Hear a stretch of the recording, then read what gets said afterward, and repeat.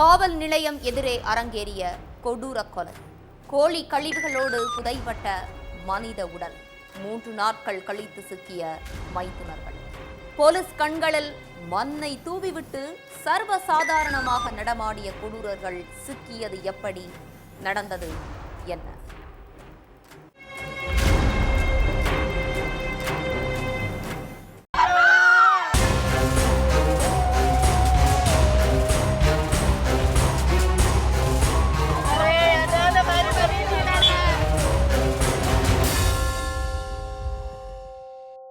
இவனுங்களை விசாரிக்கிற மாதிரி விசாரிச்சாதான் உண்மை வெளியே வரும்னு போலீஸ்காரங்க கொடுக்கறத கொடுத்ததுல அப்படியே கொட்டிட்டாங்க எல்லா விஷயத்தையும். அந்த 2 பேரும் ஒழுங்கா சொல்லிடுங்க, அவர் எங்கடா?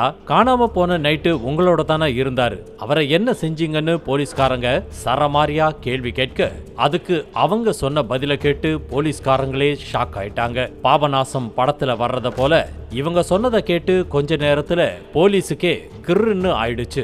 அப்படி அந்த மனுஷனை என்னதான் பண்ணாங்க அந்த 2 பேரும்? அவங்க சொன்னதை கேட்டு போலீஸ்காரங்க ஏன் அதிர்ச்சி ஆனாங்க?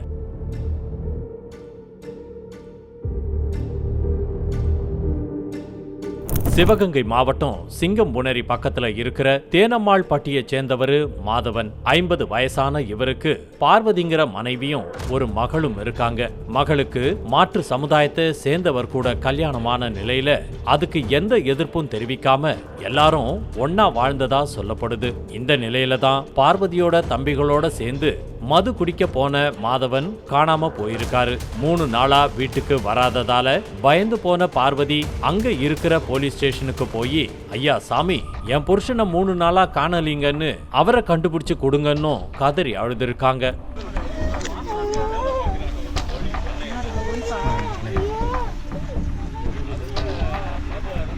கொஞ்சம் பொறுமையா இருமா, அழுகாம சொல்லுமான்னு சொன்ன போலீஸ்காரங்க, உன் வீட்டுக்காரர் பேர் என்ன, எப்ப வீட்டை விட்டு போனாரு, யார் கூட போனாரு, எங்க போனாரு, இப்படி விசாரிக்க ஆரம்பிச்சாங்க. அப்பதான் அந்த 2 பேரை பத்தி போலீஸ்காரங்க கிட்ட சொன்னாங்க பார்வதி. என்னுடைய முதல் தம்பி பேரு ஜெயராமன், அவனுக்கு வயசு 40. 2வது தம்பி பாலமுருகனுக்கு வயசு 38. 2 பேருக்கும் இன்னும் கல்யாணம் ஆகலீங்க. இந்த நிலையில ஜெயராமனுக்கு என்னோட பொண்ணை தான் கல்யாணம் செஞ்சு வைக்க கேட்டாங்க. ஆனா வயசு அதிகமா இருந்ததால என் பொண்ணு வேறொருத்தரை காதலிச்சதாலையும் காதலிச்சவருக்கே கல்யாணம் பண்ணி கொடுத்துட்டோன்னு சொன்னாங்க பார்வதி. சரிம்மா, அதுக்கும் மாதவன் காணாம போனதுக்கும் என்ன சம்பந்தம் அப்படின்னு போலீஸ் கேட்டிருக்காங்க. இல்ல சார், வாரம் என் தம்பிகளை அவனுங்க வேலை செய்யற கோழி பண்ணைக்கு பார்க்க போவாரு என் புருஷன். அப்படி 3 நாளைக்கு முன்னாடி என்கிட்ட உன்னோட தம்பிங்களை பார்க்க போறேன்னு சொல்லிட்டு போனவர் தான் திரும்பி வரவே இல்லைன்னு சொல்லி கதறி அழுதாங்க பார்வதி. விஷயம் கொஞ்சம் சீரியஸா ஆகிறத உணர்ந்த போலீஸ் பார்வதியோட தம்பிகளான ஜெயராமனையும் பாலமுருகனையும் போலீஸ் ஸ்டேஷனுக்கு வரவழைச்சாங்க. அப்பாவி போல வந்த 2 பேர்கிட்டையும் முதல்ல பொறுமையா தான் விசாரிச்சிருக்காங்க. முதல்ல வாழைப்பழ காமெடியை போல, மச்சான் மாதவன் நைட்டு 8 மணிக்கு வந்தாரு, நாங்க கோழிக்கறி சமைச்சு சாப்பிட்டோம், நல்லா குடிச்சாரு, அங்கேயே மட்டையானவரு காலையில காணாம போயிட்டாருன்னு சொன்னதையே சொல்லி இருக்காங்க பார்வதியோட பிரதர்ஸ். அவரை சுத்தமா காணோம், வண்டி மட்டும் இருந்துச்சு, அவரை சுத்தமா காணோம். அதே மாமா இருட்டுல நீ எனக்கு மயக்கம் தலை சுத்து. சரி, சாப்பிட்டலாம் சேரல விடல. ராத்திரி வந்து வண்டியில படுத்துட்டு காலையில பக்கத்து வண்டி இடிச்சு மாமாவை காணோம். எனக்கு அசதி. கடைசியில பொறுமையை இழந்த போலீஸ் அவங்களுடைய பாணியில விசாரிச்சப்ப வெளியாச்சு அந்த கொடூர சம்பவம். முதல்ல வாயை திறந்த ஜெயராமன் சொன்னதை கேட்ட போலீஸ், இவனுங்க நம்ம கண்ணு முன்னாலேயே ஏமாத்திட்டாங்களேன்னு அதிர்ச்சி ஆகிட்டாங்க. ஒப்பிலான்பட்டியில வசிச்சுக்கிட்டு வந்த 2 பேரும் 2 வருஷத்துக்கு முன்னாடியே அக்கா பார்வதி கிட்டையும் மச்சான் மாதவன் கிட்டையும் அவங்க மகளை கல்யாணம் பண்ணி வைக்க சொல்லி சண்டை போட்டிருக்கான் ஜெயராமன். ஆனா அந்த பொண்ணு வேறொரு சமூகத்தை சேர்ந்த பையனை கல்யாணம் பண்ணிக்கிட்டதா சொல்லப்படுது. ஒரு பக்கம் 40 வயசாகியும் கல்யாணம் ஆகல, இன்னொரு பக்கம் அக்கா பொண்ணையும் கல்யாணம் பண்ணிக்க முடியலன்னு ஜெயராமன் விரக்தியில இருந்ததா சொல்லப்படுது.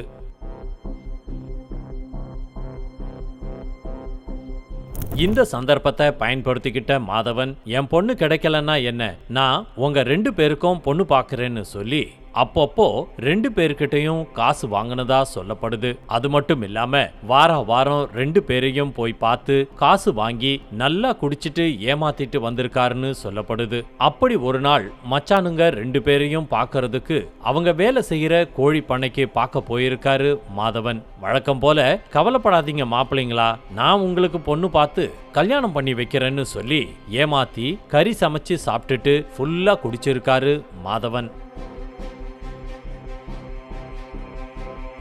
அப்போ நல்லா பேசிக்கிட்டு இருந்த கொஞ்ச நேரத்திலேயே மாதவனுக்கும் ஜெயராமன் மற்றும் பாலமுருகனுக்கும் சண்டை வந்திருக்கு. ஒரு கட்டத்துல வாய் தகராறு கை கலப்பா மாற ஏற்கனவே கோபத்திலையும் விரக்திலையும் இருந்த 2 பேரும் மாதவனை சரமாரியா அடிச்சிருக்காங்க. அப்போ அங்க கிடந்த கல்லை எடுத்து மாதவன் மண்டையில ஓங்கி அடிச்சதுல அவர் அங்கேயே ரத்த வெள்ளத்துல மூச்சு பேச்சு இல்லாம கீழே சரிஞ்சிட்டாரு. அதுக்கடுத்து கொஞ்ச நேரத்துல 2 பேரும் போதை தெளிஞ்சு பார்த்ததுல தான் மாதவன் செத்துட்டாருன்னே தெரிஞ்சுது. உடனே உஷாரான அண்ணனும் தம்பியும் அப்படியே அவரை பக்கத்துல உள்ள காட்டு பகுதியில 100 மீட்டர் தூரத்துக்கு இழுத்துக்கிட்டு போய் கோழி கழிவுகளை புதைக்கிற இடத்துல கழிவுகளோட கழிவா மாதவனையும் கொட்டி புதைச்ச கொடூரம் தெரிய வந்துச்சு. இதுல என்ன கொடுமைன்னா மாதவனை கொடூரமா கொன்ன இடம் சரியா எஸ்எஸ் கோட்டை போலீஸ் ஸ்டேஷனுக்கு எதிர்ப்புறம் இருக்கிற கோழி பண்ணையில தான் அப்படிங்கிறது போலீஸ்காரங்களுக்கு தெரிய வந்துச்சு.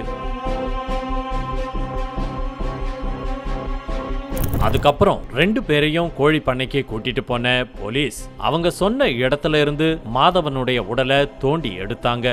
சிங்கம்புணரி தாசில்தார் நாகநாதன் முன்னிலையில அழுகிய நிலையில இருந்த மாதவனுடைய உடலை தடயவியல் நிபுணர்கள் சிவகங்கை மருத்துவக் கல்லூரி மருத்துவரும் சேர்ந்து போஸ்ட்மார்டம் பண்ணாங்க. போலீஸ் ஸ்டேஷன் எதிரிலேயே ஒருத்தரை அடிச்சு கொன்னு புதைச்ச சம்பவத்தால அந்த ஊரே அதிர்ச்சி அடைஞ்ச நிலையில அண்ணன் தம்பிங்க 2 பேரையும் கைது பண்ண போலீஸ்காரங்க அவங்கள ஜெயில்ல அடைச்சிட்டாங்க.